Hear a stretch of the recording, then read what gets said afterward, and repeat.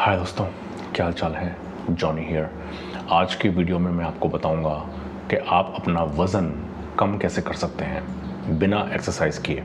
और मैं आपको बताऊंगा कि वज़न कम करने के साथ साथ वो तरीका आपको आपके दिन में एक स्फूर्ति देगा, एक एनर्जी देगा कि आप अपने बहुत सारे काम जोश और मोटिवेशन और उत्साह के साथ कर सकते हैं। तो उसका सॉल्यूशन है फास्टिंग। पहली चीज़ जो आपको ध्यान में रखनी है वो है कि आप जब खाना खाते हैं, आपने पेट भर के खाना खाया, तो आपके लिवर में दो कंपार्टमेंट्स में एनर्जी स्टोर होती है। पहला जो कंपार्टमेंट है वो है रेफ्रिजरेटर। समझिए कि वो रेफ्रिजरेटर है। उसमें जो आपका खाना है वो कन्वर्ट होता है ग्लाइकोजन में, ग्लूकोज समझ लीजिए, और उस ग्लाइकोजन में वो स्टोर होता है रेफ्रिजरेटर में। ठीक है। उसके बाद जो एक्सेस है वो आपका स्टोर होता है फैट्स के रूप में। उसको समझ लीजिए, वो जो स्टोरेज कंटेनर है, समझ लीजिए कि वो आपका एक कोल्ड स्टोरेज है आपके अंडरग्राउंड में या बेसमेंट में। वो तभी निकलता है जब बॉडी को वाकई में ज़रूरत होती है।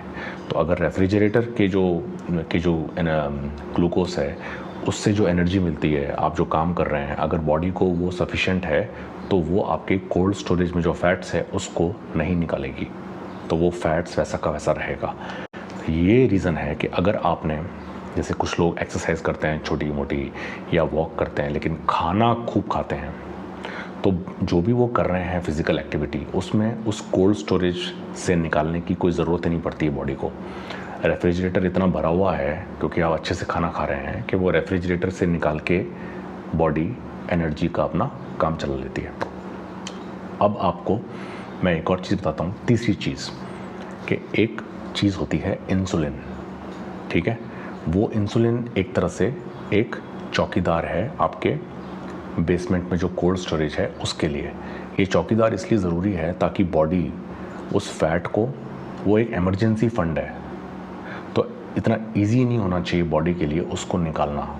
तो वो इंसुलिन, जैसे जैसे आप खाना खाते हैं वैसे वैसे वो चौकीदार ताकतवर बनता रहता है, तो बॉडी के लिए इजी नहीं है उसमें से, कोल्ड स्टोरेज में से फैट्स को निकालना। अब मैं आपको बताता हूँ कि वेट लॉस कैसे, वज़न कम कैसे करेंगे आप।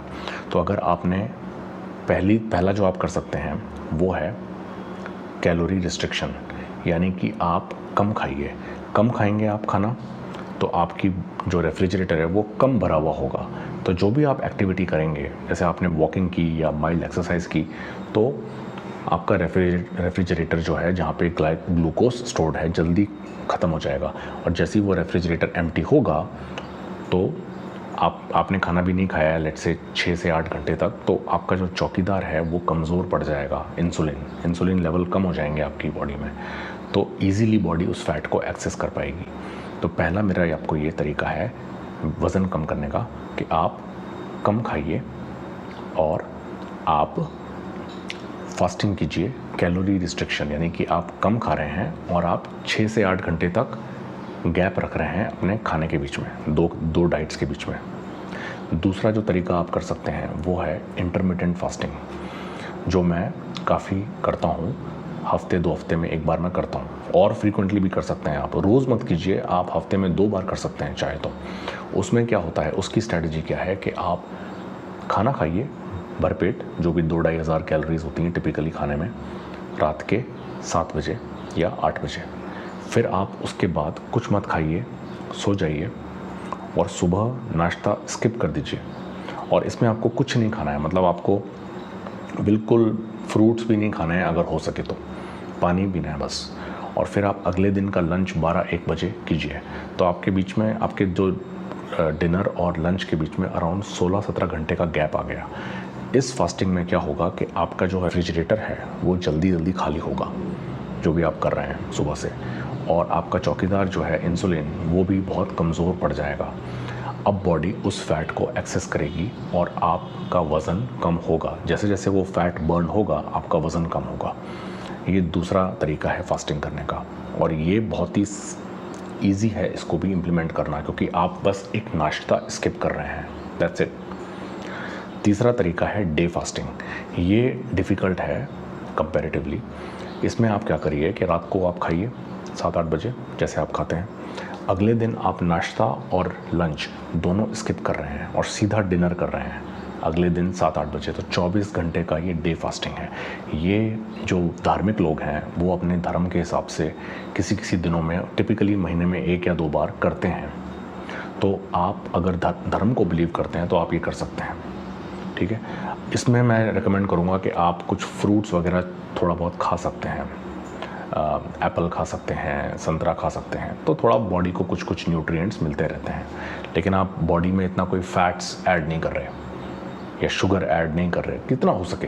तो आपका रेफ्रिजरेटर खाली होगा, आपका इंसुलिन जो कि आपका चौकीदार है वो भी कमज़ोर बन जाएगा और बॉडी उसमें से फ़ैट बर्न करेगी। ये आप करिए और आपको डेफिनेटली रिजल्ट्स मिलेंगे। लेकिन आपको अपने साथ ईमानदार रहना है। अगर आपने ये किया महीने 2 महीने तक तो इसका ध्यान रखिए। अच्छा, अभी मैं आपको एक चीज़ की चेतावनी देता हूँ। लेट्स से आपने ये किया तो आप सोच रहे हैं कि आपने बॉडी को बेवकूफ़ बना दिया और उसका फ़ैट बर्न कर दिया, लेकिन बॉडी बहुत ही समझदार और बहुत ही कॉम्प्लिकेटेड मशीनरी है। जैसे जैसे आप ये करेंगे बॉडी को ये रियलाइज़ होगा कि आपको ढंग से खाना नहीं मिल रहा है, ठीक है। तो पुराने ज़माने में क्या होता था कि जब खाना नहीं मिलता था इसका मतलब है कि आप शिकार करने जा रहे हैं और आपका शिकार सक्सेसफुल नहीं हो रहा है। तो बॉडी क्या करेगी कि आपका मेटाबॉलिज्म स्लो कर देगी। तो आप अगर जब कुछ खाएंगे तो वो बहुत धीरे धीरे आपके सिस्टम से गुजरेगा। मतलब कि बॉडी के पास ज़्यादा टाइम है उसमें से फैट्स और न्यूट्रिएंट्स और ग्लूकोज जो भी है उसको एक्सट्रैक्ट करने का बॉडी के पास ज़्यादा टाइम है, ठीक है। मेटाबॉलिज्म स्लो हो गया है क्योंकि वो चाहती है अपने रेफ्रिजरेटर और कोल्ड स्टोरेज को ज़्यादा से ज़्यादा भरना। तो अगर आपने ये फास्टिंग किया रेगुलरली 2-3 महीने और आपका वेट लॉस हो गया और फिर आपने फास्टिंग करना बंद कर दिया और खाना उतना ही शुरू कर दिया जितना पहले खाते थे, अब आपका वेट तेज़ी से बढ़ेगा। क्योंकि अगर आप फास्टिंग वगैरह करने से पहले 4 रोटियां खाते थे और बॉडी कुछ अमाउंट ऑफ फैट उसमें से निकालती थी, एक्सट्रैक्ट करती थी, उस 2 महीने के आपके डाइट कंट्रोल के बाद आप अगर 4 रोटियां खाएंगे तो बॉडी पहले से ज़्यादा फैट एक्सट्रैक्ट करेगी उस सेम खाने से, क्योंकि बॉडी ने समझदारी से अपना जो मेटाबॉलिज्म है उसको स्लो कर दिया है। इसीलिए टिपिकली जब लोग जैसे किसी की शादी हो रही है या कोई ओकेजन है, कहीं पे बीच पे जाना है, तो लोग बहुत एक्सरसाइज करते हैं, बहुत अपना खाना कंट्रोल कर लेते हैं और पतले हो जाते हैं और बाद में वापस नॉर्मल डाइट पे आ जाते हैं जो पहले खाते थे, लेकिन ज़्यादा मोटे हो जाते हैं। इसका ये कारण है। तो आप बॉडी को ऐसे बेवकूफ़ नहीं बना सकते शॉर्ट टर्म थिंकिंग से। आपको कंटिन्यूसली अपनी लाइफ में फास्टिंग और खाने के रिस्ट्रिक्शंस इस पे काम करना है। अगर आपको अपनी बॉडी को अच्छा रखना है, तो अगर आपको वेट लूज़ करना है, तो अगर आपको हार्ट अटैक से बचना है आगे जाके, तो ये आप ध्यान रखिए, ये आपको चेतावनी है। Finally last but not the least, मैं आपको ये बताता हूँ कि अगर आप ये करेंगे फास्टिंग तो ना केवल आपका वज़न कम होगा बल्कि आपको एनर्जी मिलेगी काम करने की ज़्यादा। ये बहुत ही काउंटर इंट्यूटिव है क्योंकि अधिकतर आपके दिमाग में आपको ऐसा लगेगा कि यार मैं खाना नहीं खा रहा हूँ तो मेरी एनर्जी कम हो रही है, मेरे अंदर वीकनेस आ रही है, मैं काम नहीं कर पा रहा हूँ। लेकिन जब आप खाना नहीं खाएंगे तो आपकी बॉडी जो इतने millions of years of evolution से बनी है उसको ऐसा लगेगा कि शायद खाने की कमी है, और खाने की अगर कमी है तो वो इसका मतलब है कि हंटिंग नहीं हो पा रही है। तो बॉडी आपके अंदर एनर्जी देगी आपको जाके हंट करने के लिए, तो आपको नींद कम आएगी और आप फोकस करके अपना काम कर सकते हैं। धीरे धीरे आपको बीच बीच में बॉडी बोलेगी कि भाई खाना खाना है, हो सकता है आपका हेडेक हो जाए इस फास्टिंग के टाइम पे। इसका ध्यान रखिए आप। अगर आपको हेडेक हो रहा है तो आपको ये थोड़ा संभालना पड़ेगा, थोड़ा यूज़ टू होना पड़ेगा। धीरे धीरे बॉडी यूज़ टू हो जाएगी। अगर आप रेगुलरली महीने में 1 या 2 बार कर रहे हैं फास्टिंग तो बॉडी उसके यूज़ टू हो जाएगी। लेकिन आप शुरू में जब करेंगे तो हो सकता है आपका हेडेक हो, तो इट्स ओके, हेडेक को होने दीजिए। और इसलिए मैं कहूँगा, मैंने आपको जो स्टेजेस बताए हैं आप शुरू से धीरे धीरे करके स्टार्ट कीजिए। तो अगर आप ये डे फास्टिंग करेंगे और ये पूरा फास्टिंग का प्रोसीजर करेंगे तो इससे आपको बहुत फ़ायदा है। तो ये मेरा आपको आज संदेश है कि कैसे अपना वज़न कम करें बिना एक्सरसाइज किए। मुझे पूरी उम्मीद है कि आपको ये वीडियो काफ़ी जानकारीपूर्ण लगा होगा। बाय।